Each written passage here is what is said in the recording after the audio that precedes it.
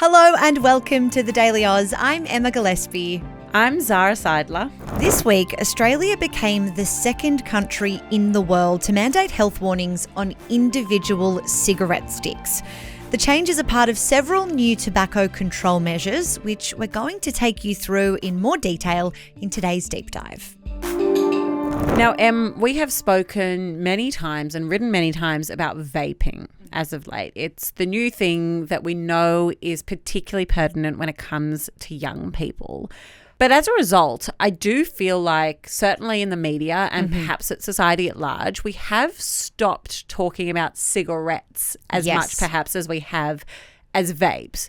Can you just give us, I guess, a lay of the land as to how popular smoking still is? Because I think there is a bit of a misconception there. Yeah, absolutely. And I think we're kind of seeing that reflected in current strategies from the government about cracking down on the illicit tobacco market, the black market there with cigarettes.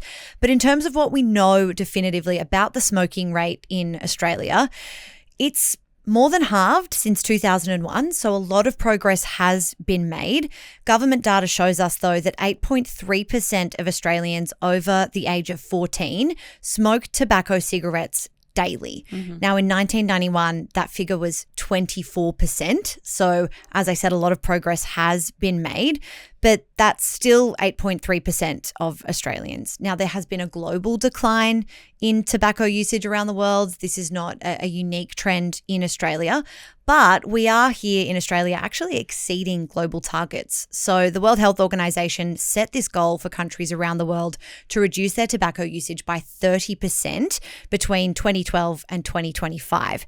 Now, in an update from the WHO last year, Australia was expected to exceed that target and reach a 35% national decrease by this year. A caveat here, and I guess before we go any further, is that these WHO figures include traditional cigarettes and heated tobacco products, but not vapes that contain nicotine only. And that 8.3% of Australians who smoke daily, that figure is referring to people who are smoking cigarettes, tobacco cigarettes. So we do know that smoking rates have declined and that vaping rates have surged, but the latest kind of data on that precedes these strong anti-vaping measures that we've seen rolled out in the last few years. So the kind of national survey that we look to for this information is called the National Household Drug Survey. It was last conducted in the 2022-23 financial year. And of course, since then, vaping rules have changed. And as you mentioned, there is maybe an anecdotal uptick in the rates of smoking amongst young people as a result of those reforms. So we'll be looking to the next survey to find out kind of more about that figure specifically. Yeah, but even here, you've said 8% of Aussies over the age of 14 smoke daily. That is still, while comparative to where it used to be, smaller, it is still quite a significant portion of the community who are still smoking cigarettes. And that figure doesn't include vaping.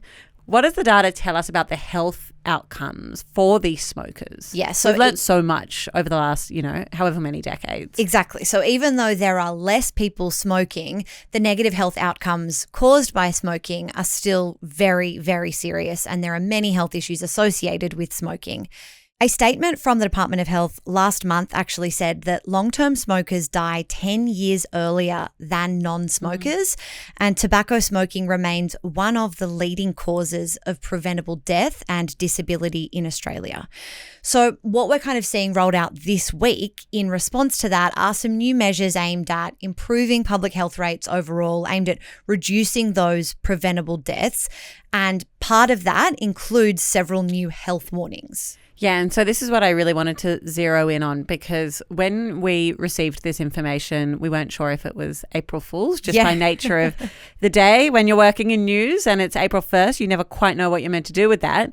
But no, it's not April Fool's. From yesterday, we understand that individual cigarettes will have health warnings published onto them or printed onto them. And that is in addition to existing plain packaging laws and warnings that go on the outside of the packet. Yeah. I guess let's go from the outside in.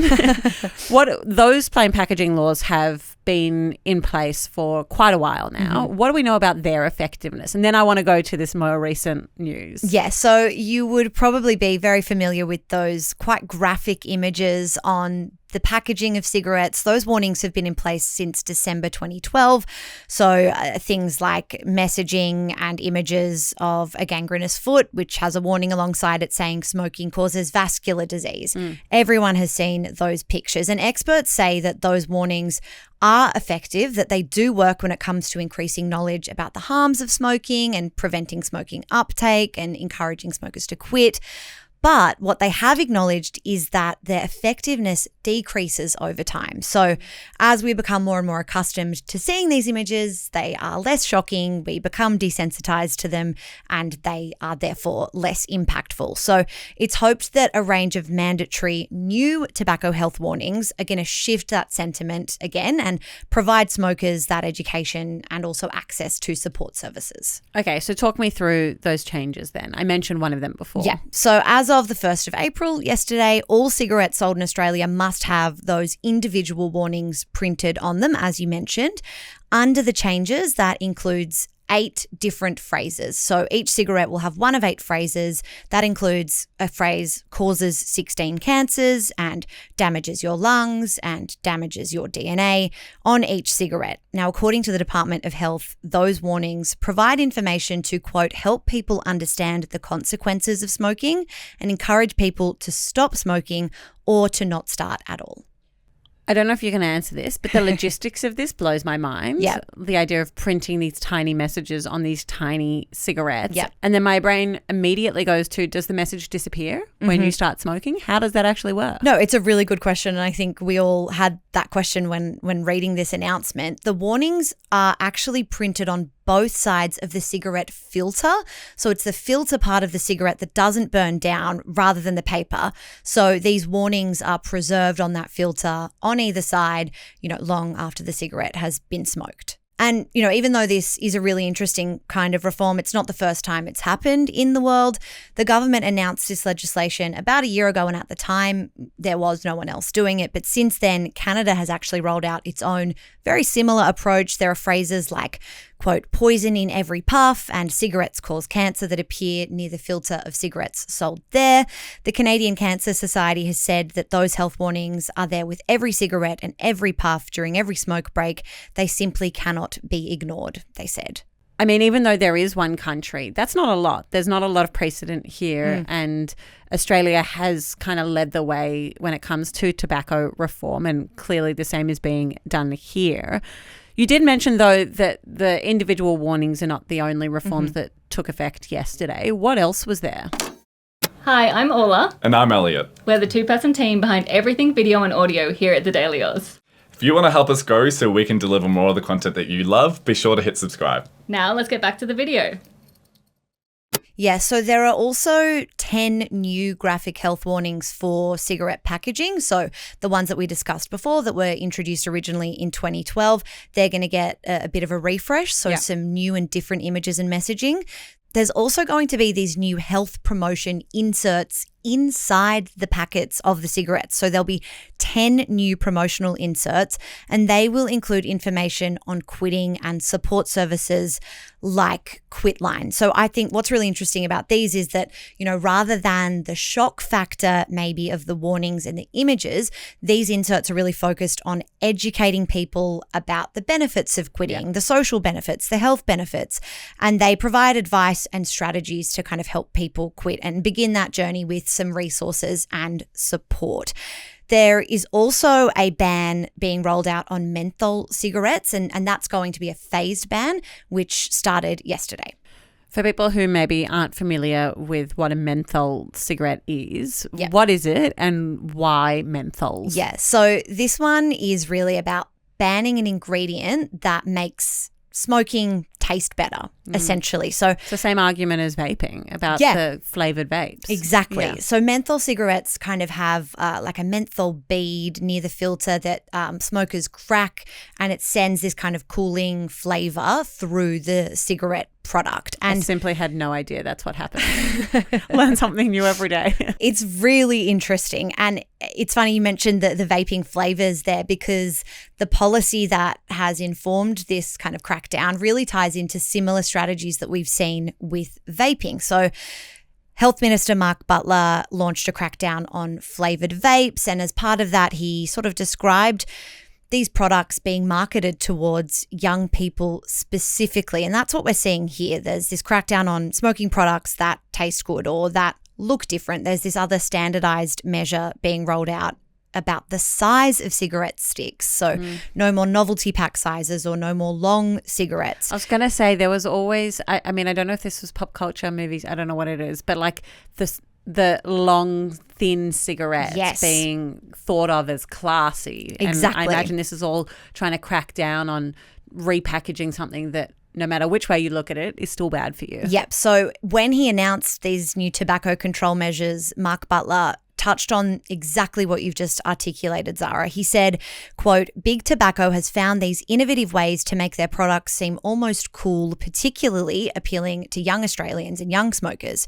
He said they use additives and flavors like menthol capsules, and they use shapes and colorings that are deliberately designed to make them look effective, like so-called Vogues that are popular on Instagram. Exactly what you've described there, Zara. Butler said that they use, quote, "cool, but ultimately misleading names and brands, things like Crush, Organic, Smooth, or Vogues." Yeah, it is really fascinating. And the fact that these moves have already been made when it comes to vaping, and now we're kind of going back to the cigarettes to implement very similar reforms. Exactly. In some ways, shows, I guess, how intrinsically linked these two things are.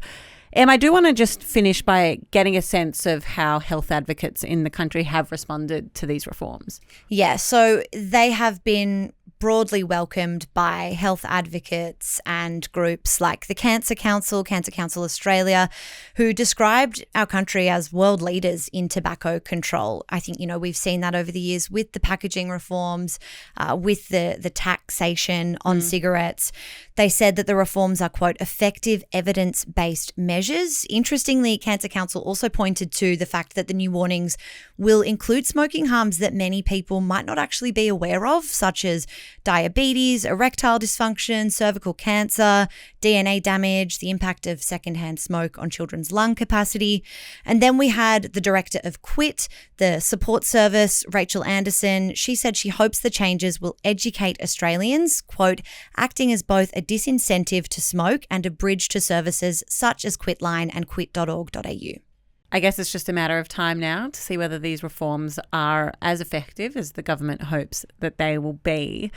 I do imagine, though, that regardless of the fact that these measures came into force yesterday, there are likely still going to be products that don't conform to the new era rules. So what happens there? So this was actually announced, these reforms were announced late last year, and manufacturers and importers and retailers were kind of offered this transition period to give them time to shift to the new arrangements. So that transition period was largely seen as finishing up at the end of March. However, from now until the end of June, basically, retailers are allowed to sell through stock that doesn't meet these new requirements. And then from the 30th of June, the government will be more hardline on enforcing those regulations amongst retailers, and there will be penalties and fines for retailers who are selling product that does not contain those new warnings. A really interesting topic. Thank you for explaining that. Thank you. And thank you for listening to another episode of The Daily Aus. As always, we'll be back later today with the headlines, but until then, have a great day.